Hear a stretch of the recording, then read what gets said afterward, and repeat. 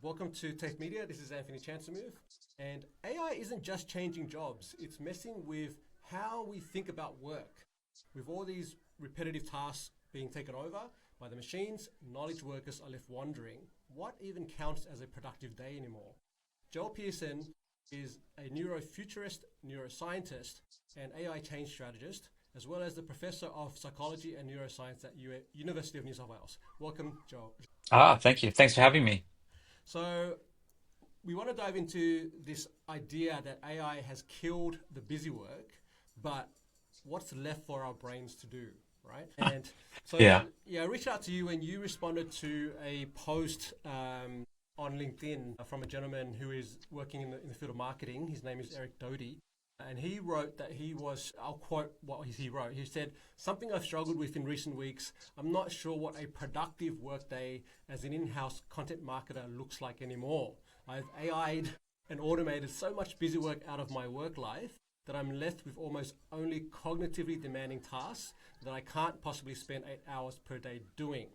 So that's the problem that was presented, and you responded, and I want to dive into that with you, right? So let's start with this concept of cognitive offloading. All right, you've written about that. Yeah. Could you please share with our audience what does that mean and how does it apply in this context? Yeah. So what we're finding is that people are offloading tasks. And like you said, they're busy tasks. They're things that are routine, they're pattern, they're repetitive. They're things that early on AI can do pretty well. So people are offloading those tasks to AI. Now, that seems fantastic. In the same way that once upon a time, people stopped using paper maps and we started using GPS in our cars, on our phones, Google Maps. And when you start offloading these things and handing them over to someone else or to technology, and you stop doing them permanently, it does change your brain. It changes your thinking. Parts of your brain will shrink, the structures will change. And so, whether it's using technology like GPS and maps, or it is generally offloading cognitive tasks to AI, it will affect the way we think. It'll affect our brains. And there's been a study that came from MIT recently, which got a lot of media, and people have been worried about brain rot caused by AI. But here's the thing. Yes, if you offload your work to AI and then you do nothing and you get in the habit of doing nothing and you stop the habit of being challenged, that will have a negative effect on your brain. You're not engaging it the way you would normally. So, of course, the brain of someone who's just relaxing and just doing nothing versus someone who's thinking hard, taking on juicy problems, their brain's going to look very different. And over time, that will change your brain. So, what we need to be careful of as we are offloading tasks, cognitive offloading to AI, is to not fall into that temptation of being lazy. What we have to do is what I call cognitive upsizing. And that as soon as we offload to AI, we take on newer, bigger, juicier, different kinds of problems, different kinds of tasks. But we want to keep that tension there, that feeling of having to think, to having to sort of, push against something. We don't want to get sort of lazy. Taken to an extreme, this idea of, cognitive offloading is called enfeeblement. And if you or people have seen the movie from Pixar called Wall-E, where the little robot goes up into space and you see these humans on these hovercrafts and they're almost useless. They can't, this guy falls off to get his drink and he can't get back on. That's this idea of enfeeblement that we do less and less and less because robotics and AI is doing more and more and more for us. And we don't want that kind of thing in our future. So as soon as we offload to AI, we want to upsize, take on something bigger, juicier. And it's interesting that comment you mentioned before that these kinds of problems, because they're not easy, sort of busy work, they can feel different. And if they are, problems that don't have obvious solutions, then they might be more cognitive demanding. And if that's the case, then people may need to change the structure and the way they work. They may need to take more breaks, do other things in between. And that's just the nature of the kind of work you do. So that's really the way I think about it, the way, yeah, my take on offloading work to AI and what to do and that sort of how to fill that void. You mentioned the MIT study. I was going to ask you about that as well. There have been some criticisms around the actual study and the methodology. What's your take on, well, first the hypothesis and the outcome? So they're basically saying, yes, there is this concept of brain rot. And I understand the actual study was a bunch of students writing essays, and some use AI to write the essays, some wrote them from scratch in their own brains, and then they basically looked at what were the impacts of that process. Yeah. Yeah, well, I is mean, it a it is. conclusive study? I guess that's the question I'm No, asking. it's not conclusive, and it is quite simplistic. I mean, the take home is, if you challenge yourself and you do stuff with your brain's going to be very different. The activity is going to be different, and so it's not really surprising. I guess that it is sort of a potential warning bell or red flag for if we do succumb to this cognitive offloading and we just build that habit and we just think or challenge ourselves less and less. And at times I'll find, myself doing that where I'll jot something down or make notes or dictate something and then I'll get that, if I use AI to clear it up and sharpen it up, then when I don't have AI available, I'm on a flight or something with no internet, then it's like, oh, that's right. I've got to go. It feels like really slow all of a sudden. And you get in this habit of thinking just like a spell checker or something will just do the work for you. So you do start to build that in, you start to rely on it. And I try and follow that cognitive upsizing. So as soon as I start doing that, I'm trying to think more deeply about, in what ways all the different ways that using AI, from deep fakes to AI companions and uncertainty, exponential change, all these big things, how can they, what can the knowledge we have about the brain and the mind inform us as a society about what's likely to happen in the future and what we can do about it? This is what I mean by the big juicier things that, yes, sure, I could ask AI that, but what I'm really trying to come up with is completely new ways to think about that, new ideas, new implications that haven't been written about by anyone before. But that's what I mean, this sort of newer, more innovative, more creative work, I guess, if you like. Yeah, and this ties to something that you shared previously on other podcasts and whatnot, just around this concept of preparing us for, I guess, work and life and study in a reality where there is this tool set that it becomes part of the norm. And what you've called out is companies that are, the tech companies that are building these things aren't, and governments that are involved aren't actually educating us on, like, how to actually navigate, a Yeah. shift in reality. Specifically, why is it that losing your busy work, where you talked about how the Eric scenario where, losing your busy work makes us feel lost, right? So how does that tie to identity and what we believe, Yeah. I mean, the why big we're here? stuff's really, yeah, the big stuff's really coming. So there's a lot to talk about here. And so the dirty little secret that the AI CEOs don't like to really talk about is that they are building AI to take human jobs, right? In the same breath, you'll hear Sam Altman talk about we're about to have the world's first billion-dollar company with one person, okay? And then we're going to have lots of those. And it's like, okay, so one person, $1 billion, when there used to be 1,000 people or hundreds of people in a billion-dollar company. That literally means less people for this size company. And in the same breath, he'll talk about, not to worry that as we lose jobs, I will create many more jobs, not a problem. But, you know, it's not in his interest and his company's interest to admit that they're building AI to take jobs. And I think that's what they're thinking, and they are trying to do that. So, on what timeline, whether it's 5 years, 10 years, 20 years, what kind of reduction in the total number of human jobs are we going to see? Now, we don't know the answer to that. I don't know the answer to that. There's forecasts from 5% to 60% of loss of jobs. And you imagine any big city like Sydney, with 60% less jobs, it's a fundamentally different city. So let's say we sort of cut that in the middle, 25% unemployment, something like that. It's still a very different city. So yes, from that sort of reality, that point of view, I think we all should be thinking about that. I think governments should be planning, thinking about this, having meetings about this. It's not going to happen tomorrow, but it is likely to happen on some time trajectory. We just don't know when. So there's that big piece around the jobs. The elephant in the room, more generally speaking, at the moment is just the uncertainty. People just don't know what's going to happen next, when it's going to happen, when's the job, there's how long is their job going to be safe for? What is their work going to be like next year? Should their kids go to university? Will school be different? Will there be jobs for so this uncertainty we know from a ton of neuroscience directly induces fight or flight, states or anxiety. So simply not knowing what's going to happen in the future stresses people out, and that fight or flight mode kills creativity, innovation. It's actually dropping productivity in businesses. And so that's the elephant in the room that everywhere I go, groups I talk to, and I do keynotes, that's what I'm hearing from the audience. And so I try and give them tools to deal with this uncertainty. Then, yeah, the reality when it comes to social media, that there's a lot of what you see on social media now is synthetic media. It's made by generative AI. And a lot of those posts that you used to sort of see and be like, oh my gosh, I can't believe that thing really happened. And it probably didn't happen now. There's all kinds of things on there. It's not, we don't know what percentage is genuine and what's not.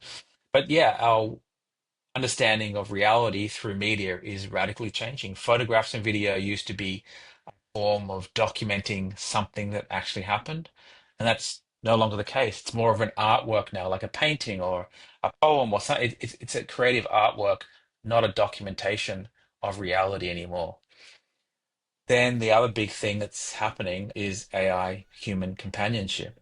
Mm. And that's been around for a while. It's taking off in a big way, particularly with young people. Young people are using these AI companions a lot. And here in Australia, the e-safety commissioner is now talking to bring in age limits to this, so young people won't be able to have these companions. And I think that makes a lot of sense because when you're young, when you're under 20 or even in your early 20s, your frontal cortex is still developing, your brain's still wiring itself up. And to have these and loving and sometimes sexual relationships with these artificial entities is really reality warping, and we've seen that in some cases already.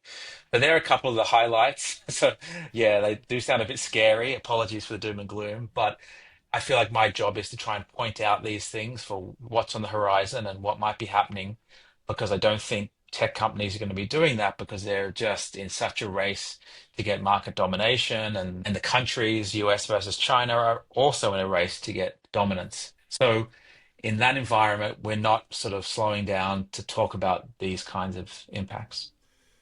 There are a few disturbing things in there. I just had a lunch with a father of two young daughters, and he basically had a concern similar to what you shared there around his kids growing up in an environment where he feels like their first real relationships will be with AI. Like they're not, you know what I mean? Like that they're not going to be like maybe you and I, where we dated humans. Like it wasn't. The next generation is going to be like, I feel that's, other than you, I don't think that there's anyone really talking about that. Like I think that there's some real concerns here from the parents in the room. And what does that mean for community? What does it mean for society at large if that becomes the case? Uh, and I'll move from that into a question around trust, right? Because a lot of the conversation that you're talking about here is what happens when we can't trust what we see on or read or hear, right? Like there's all these deep fakes and all these other things going on. So what's evolved, I would say, in the last 12 months based on your research and your observations? Like what's happening in that area? Yeah, well, it was interesting. So, I mean, Australia, in terms of AI generally, adult Australians are pretty low on trust of AI compared to other nations. So there's simultaneous this effort to build trust with adults. But I think on the other hand, young people, teenagers, trust AI too much. And we've seen the data that for young people, they're switching from using Google's search engine to using ChatGPT.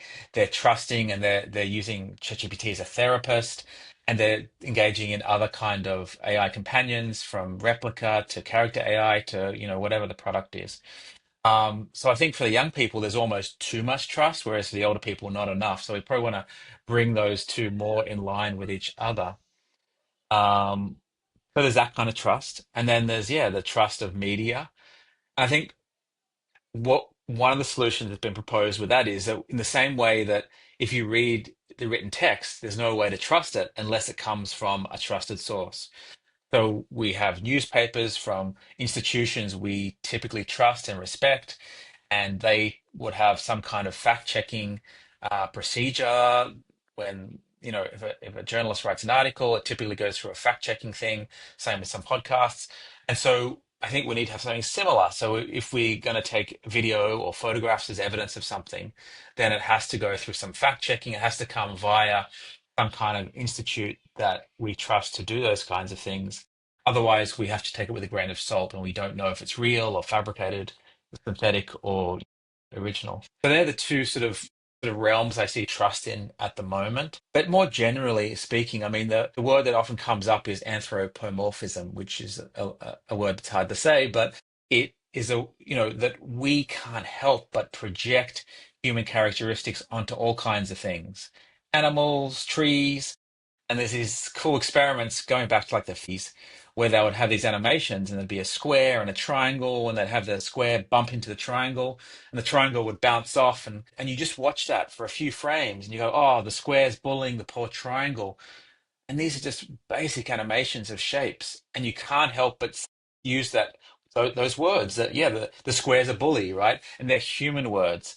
And you layer any sort of complexity onto that, not even the level of AI at the moment, and you start treating it almost like it's a human, and we can't help but do that. So we tend to anthropomorphize AI and treat it like it's a human entity or something akin to that. And so that does complicate things. That makes us very easy to be tricked, to be scammed, to be manipulated in obvious ways or very covert, subtle ways as well. Yeah, that's really fascinating. Now, you're a professor at University of New South Wales. So I'm curious, do you think schools and universities are preparing students for a world where AI does so much of the thinking for them? No, they're not, and they should be. So yeah, I mean, if I ran a university, I would be radically thinking, 10, 20 years ahead. What is it going to look like? And it's already universities are feeling the pressure. So, for example, in a world where I have wearables on me, watch, phone, ear, glasses, new Meta glasses just came out, or whatever the wearables are, it's going to have onboard AI that's I'm going to trust. It's going to tap into my physiology of my body, know what state I'm in, if I'm stressed, if I'm relaxed. It's going to have my history. It's going to have access to all the knowledge in the world, and it will have more onboard compute or cognitive power than me. And so, if I have that with me 24/7, that fundamentally changes the role of education. So, what then becomes the job of a university or a school for that matter? Is it just to get expertise into people's brains, make them experts in things? Probably not in the same way that they do it now. So, things will have to change. I have pretty strong thoughts on this. I think the way the future of work is going, it'll have to go more and more towards something like entrepreneurship. I call this sort of an ownist society, meaning like we'll be owners of our own projects. So they don't have to all be businesses, but in this sort of ownist world, we'll each have our own things we're trying to achieve. Some of them might be making goods and services and business.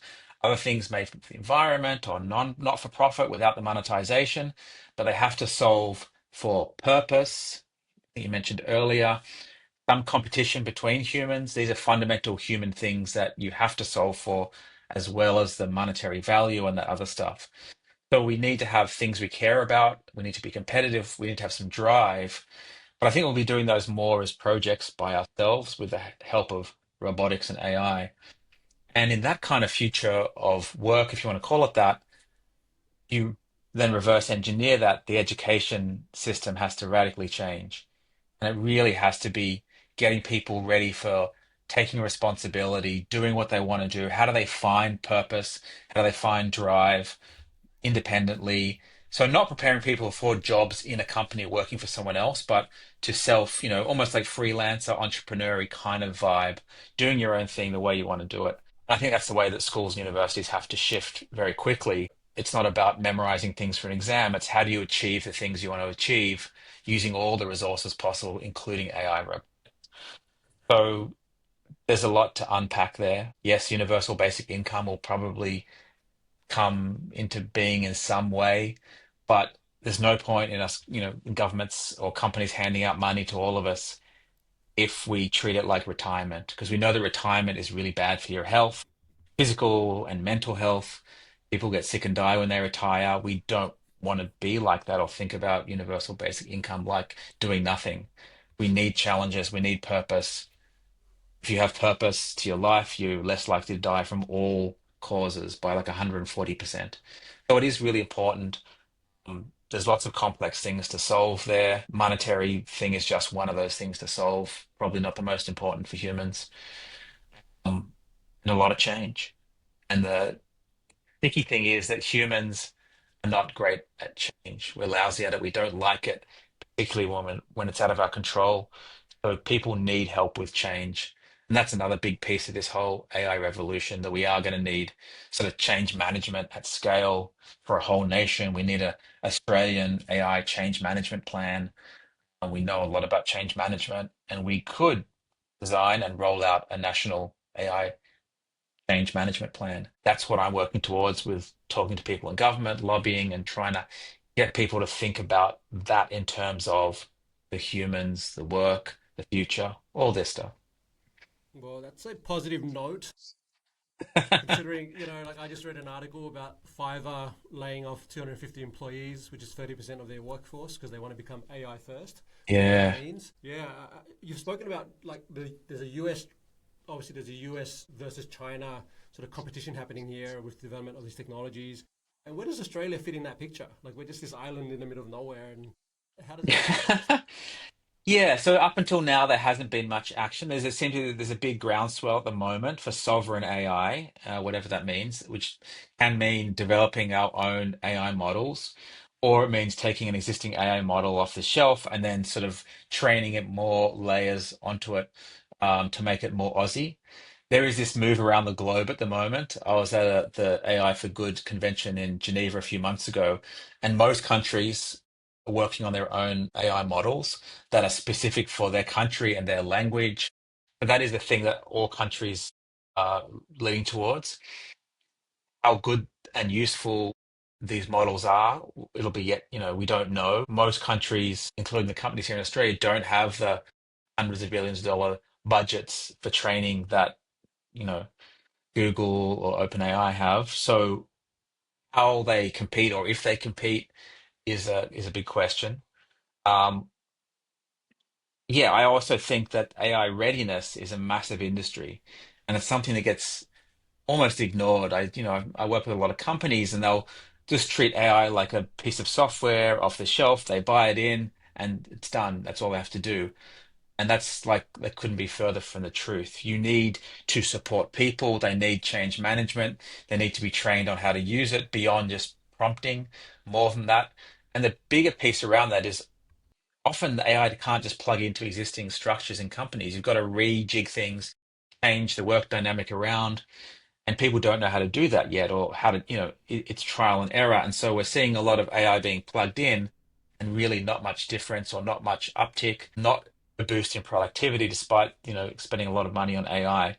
And it's because that human integration, that human change piece is kind of being left out of the equation at the moment. All right, we're about to wrap up. We can. There's a lot to dive into, as you say, but It's too much. yeah, I'll have to bring you back. But a couple of questions here. One is, are we ever going to see the day when AI technology actually helps us with cleaning the laundry and helping us with the stuff at home that takes up most of our time? Because it's the Yes. promise of Well, productivity that we see. I'm not seeing it. yeah, I mean, there's footage of so Figure Robotics, an American company. Their CEO just released footage 2 weeks ago of the Figure 2 robot, I think they're up to, or maybe it's Figure 3, in his house. Yeah, moving the laundry into the washing machine. So the robot's standing there literally, and they're throwing more dirty laundry, I guess, in the basket. And it's and then they've got videos of the same robots unpacking their shopping, the groceries, and putting them into the fridge in all the right places. There's other humanoids which are being trained and learning from the house and the people. So that's one approach. And if you think about the next evolution of AI, they're running out of data sets to train on from the internet. So they move to synthetic data, and now the humanoids are using us and our households as this really rich data source to train on. So we're starting to see that. They're saying these robots will be available to the public within 12 months, the end of next year or the year after. They'll probably be between 15 to $30,000. You can probably rent one. They'll fit inside the house. They'll run for whatever 8 hours. They are in factories already. I think we'll see them in factories and nursing homes, hospitals. and we'll see them, shortly after in our home. So I think that is coming. There's been a lot of breakthroughs in the mechanics and the motors and all the components that make these robots. The next stage will be, and the AI that drives them. And then the next stage will be how can they manufacture them, like an iPhone at scale. So there's millions of these things. But they say that is in the works. They're heavily investing in the manufacturing side now so they can scale up. So it'll happen pretty soon. So one part of me says, "Wow, that's amazing! Looking forward to that." The other part of me says, "Are we preparing for Skynet? Like, is this what's going on?" Yeah, and that's a scary little thing that that does trigger the people's spidey sense. Yeah, and it does take up conversation. I do think the Terminator scenario gets overplayed because it is so visceral and it is so easy to imagine killer robots, especially we've seen all the movies. And it's well known that humans have this issue where we tend to worry about the things that are easier to imagine, therefore drive our limbic system and amygdala, and we feel that emotion and fear. So we worry about the wrong things. And there's this old Jerry Seinfeld joke where he's talking about this, and he said, people are more fearful of public speaking than dying, so they'd rather be in the coffin than giving a eulogy at a funeral. And it's kind of true. We worry about terrorism and shark attacks, and we don't sit around freaking out and worrying over and over about cardiac events, which are the biggest killer of adults, in the world. So yeah, the things that are easy to imagine, like killer robots and sharks, tend to hold our attention for longer, grab our attention. So there's a big bias there to push us to worry about killer robots over the other everything else we've talked about, jobs and mental health and all the other stuff. Sorry, we're not going to finish on a cheery note. My apologies. If there's one piece of advice you could offer to workers or students about using AI wisely, what might that be? I would say lean into it, use it as much as possible. It's like riding a bike. You can't learn it from reading about it or watching it, but pay attention to you, how you feel when you're using it. So pay attention to the human side of it. Don't just fall into the trap of using it for everything all the time. See how you're using it, see how other people are using it. Pay attention to how it feels, how you're using it, and integrate it into your life in a way that helps and doesn't hinder. Joel, thank you so much for your time and for sharing your insights. This has been an incredible and valuable conversation, and I really appreciate the way you've broken down these ideas and made them relatable. So that wraps up our interview. Thanks again for joining me, and I look forward to sharing this piece as part of our TAFE Media project. Thank you so much. Thank you.